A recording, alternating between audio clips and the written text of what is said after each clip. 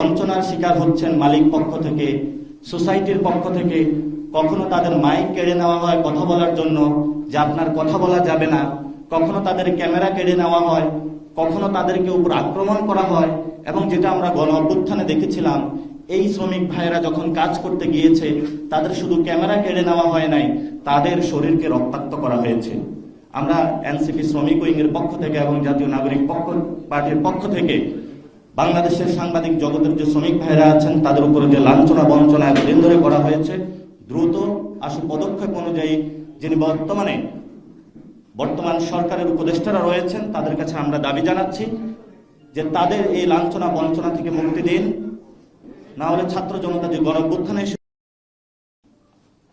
সেই মাফিয়াদের বিরুদ্ধে করে নগ্নভাবে আমাদের উপরে হামলা করেছে। তাদের এই নগ্নতার রূপ আমরা তো প্রতিনিয়ত দেখতে পাচ্ছি, এবং এই নগ্নতার রূপ যদি বাংলাদেশে চলমান থাকে, সেই ক্ষেত্রে ভবিষ্যৎ বাংলাদেশে জনতা যে রায় দিয়েছিল 5 তারিখে, তাদের ক্ষেত্রে একই রায় দিতে আমরা বাধ্য হব ইনশাআল্লাহ। তৃতীয়ত যে বিষয়টি, 80s দশক থেকে বাংলাদেশে গার্মেন্টস শিল্পে বড় একটি বিপ্লব এসেছে। বাংলাদেশের যে ইকোনমিক চাকা রয়েছে, সেখানে গার্মেন্টস শিল্পের বড় একটি অবদান রয়েছে। কিন্তু যেই দলের মধ্য দিয়ে, যে ডেভেলপমেন্টের মধ্য দিয়ে বাংলাদেশের অর্থনীতির চাকাকে ঘূর্ণায়মান করা হয়েছে, সেখানে শুধু মালিক বান্ধব একটি শ্রমনীতি তৈরি করা হয়েছিল। মালিকদেরকে কিভাবে পুষিয়ে, মালিকদেরকে কিভাবে ফুলিয়ে ফাঁপিয়ে বড় করা যায় দলীয় পদ পোস্ট দিয়ে, আর সেই মালিকদের অধীনে যারা কাজ করে তাদেরকে দলদাস হিসাবে ব্যবহার করে যে বাংলাদেশের অর্থনীতি দাঁড় করানো হয়েছে, এটা অচিরেই ধসে পড়বে। কারণ আমরা দেখেছিলাম এই গণ অভ্যুত্থানের পূর্ব এবং পরবর্তী সময়ে যখন এই শ্রমিকরা তাদের ন্যায্য অধিকার নিয়ে মাঠে নেমেছে, তখনই দল মত নির্বিশেষে এই মালিক পক্ষ তাদের উপর হামলে পড়েছে, তাদেরকে রক্তাক্ত করেছে, তাদের উপরে বুলেট চালিয়েছে, তাদের গায়ের উপর দিয়ে গাড়ি চালিয়েছে, তাদের শরীরগুলো রক্তাক্ত করেছে। এই যে দলগুলো বলে থাকে আমরা বাংলাদেশের ভাগ্যের চাকা উন্নয়ন ফেরানোর জন্য গার্মেন্ট শিল্পের যে জয় জয়কার উপকার করা হয়েছে, এটা মালিক পক্ষের জন্য করা হয়েছে। এই জন্য আমি সকল রাজনৈতিক দলের যারা নেতৃবৃন্দ থেকে শ্রমিক ভাইদেরকে বলবো, ছাত্ররা গণ অভ্যুত্থানের নেতৃত্ব দিয়েছে, এখন সময় এসেছে আগামীর যে সেকেন্ড রেভলিউশন বা বাংলাদেশ 2.0 কথা আমরা বলতেছি, বাংলাদেশের যে পুনর্গঠন, সেই পুনর্গঠনের দায়িত্ব আপনাদের হাতে তুলে নিতে হবে। আপনাদের সে যে ঐতিহাসিক গাথা জয়যাত্রা, 80s সময়ে আপনারা যেভাবে বাংলাদেশকে নতুন জায়গায় নেতৃত্ব দিয়ে আজকে এই পর্যন্ত নিয়ে এসেছেন, সময়ের প্রয়োজনে এই যে ছাত্র জনতার যে গণ অভ্যুত্থান হয়েছে, আপনারা বুকের রক্ত দিয়েছেন, আপনাদের হাতে আমরা আবার সেই জয়যাত্রার সেই দায়িত্বটা আপনাদের হাতে আমরা তুলে দিতে চাই। পার্টি থেকে শ্রমিক অঞ্চল সুসংগঠিত করার জন্য, শ্রমিকদেরকে নিয়ে কাজ করার জন্য, তাদের ন্যায্য হেস্সা বুঝিয়ে দেওয়ার জন্য আমাদের কিন্তু এনসিপি শ্রমিক উইং এর যাত্রা করেছিল। এই জায়গা থেকে আপনারা যদি মালিক পক্ষের সাথে কাজ করেন, তাহলে জনতা আপনাদেরকে আবার আস্থা করে ছুঁড়ে ফেলবে। আপনাদের শ্রমিক ভাইদের কাছে যেতে হবে, শ্রমিকদের ঘরে যেতে হবে, শ্রমিকদের সাথে রান্না করতে হবে, শ্রমিকদের সাথে খাওয়া দাওয়া করতে হবে, শ্রমিকদের যারা বাচ্চা রয়েছে তাদের পড়াশোনা নিশ্চিত করতে হবে, শ্রমিকদের যে ভাইটা আমাদের অসুস্থ হয়েছে সেই ভাইকে হসপিটালে নিয়ে যেতে হবে। একটা ফ্যামিলির মতন আমাদেরকে কাজ করতে হবে।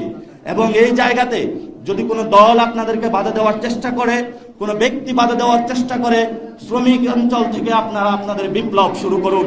এই বিপ্লবে আপনারা যেরকম ছাত্রদের বিপ্লবের ক্ষেত্রে এসেছেন, আমরা ক্যাম্পাস থেকে মার্চ করে, পাড়া অঞ্চল থেকে মার্চ করে শ্রমিক অঞ্চলে ইনশাআল্লাহ যাব। সেই বিপ্লবে আমরা ইনশাআল্লাহ অংশগ্রহণ করব। এই বিপ্লবের মধ্য দিয়ে আমরা নতুন বাংলাদেশ গঠন করব। আপনার মধ্যে আপনারা অংশগ্রহণ করেছেন। 90 কি আপনাদের বুকের রক্ত যায়নি? 71 কি আপনাদের বুকের রক্ত যায়নি? প্রত্যেকটা সংগ্রামে রক্ত দিয়ে এই রক্তের কেন আপনাদের বদলা নেওয়া হচ্ছে না? প্রত্যেকটা সংগ্রামে আপনারা রক্ত দিয়েছেন, কিন্তু এই রক্তের দাম কি 8,000 টাকা মজুরির জন্য? আপনার প্রতিনিয়ত শ্রমিক অঞ্চলে যখন আমি গিয়েছিলাম, একজন রানা প্লাজায় ধসে পড়া একজন শ্রমিকের জীবনের সেই কান্নাতুর ব্যথাতুর কাহিনী শুনেছিলাম। তার একটি বাচ্চা রয়েছে, তো তাকে জিজ্ঞাসা করলাম, সারা রাত তো বাচ্চা কান্নাকাটি করে, আপনি তো সারা রাত তাহলে বাচ্চা পালেন, তাহলে দিনের বেলা কাজ করেন কি করে? বলল, তেঁতুল, বড়ই, যে চুকা জাতীয় যে জিনিস, টক জাতীয় জিনিস, তা অফিসে নিয়ে যায়, সেটা সে প্রতিটি পুরা দিনের বেলায় সে এটা ভক্ষণ করে, যার ফলে তো তার চোখে আর ঘুম আসে না, রাতের বেলায় বাচ্চা পালে, দিনের বেলায় এই যে বাংলাদেশের যে শ্রমিকদের যে সুতার কাজটা, সে প্রতি পুঙ্খানুপুঙ্খানুভাবে চোখের দৃষ্টি সজাগ রাখি সেই কাজটা করতে হয়। এই ধরনের সংগ্রামের জন্য কি আমরা এই বাংলাদেশ চেয়েছিলাম? আমরা এই বাংলাদেশটা এমন ভাবে চাইনি। আপনারা লড়াইয়ের প্রস্তুতি নেন, আমরা প্রতিজ্ঞাবদ্ধ আছি, নাগরিক পার্টি প্রতিজ্ঞাবদ্ধ আছে। আমরা আপনাদেরকে এই জায়গায় ডাকতে চাই না, আপনারা এই জায়গায় আসার দরকার নাই। আপনারা আপনাদের মিল, কল কারখানা বিভিন্ন যে জায়গায় আছেন, আপনারা সেখানেই থাকুন। আমরা যাব। এই বিপ্লবে বাংলাদেশ আর কোন অগাস্টের পরে যেই ধরনের একটি দলীয় ছায়ায় আওয়ামী লীগ বেঁচে যাচ্ছে, আপনাদের হাতে যদি আমরা ক্ষমতা অর্পণ করি, আপনারা তাদেরকে আর পালাতে দিবেন না, কারণ আপনাদের প্রতি আমরা সেই বিশ্বাসটা রাখি। আমাদের লড়াইটা শুরু হয়েছে এস্টাবলিশমেন্টের বিরুদ্ধে।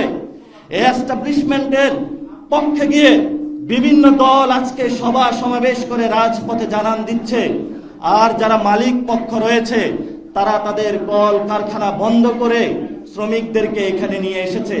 আমরা এই ব্যবস্থা আর চাই না। আমরা এমন একটি ব্যবস্থা চাই যেখানে মালিকরা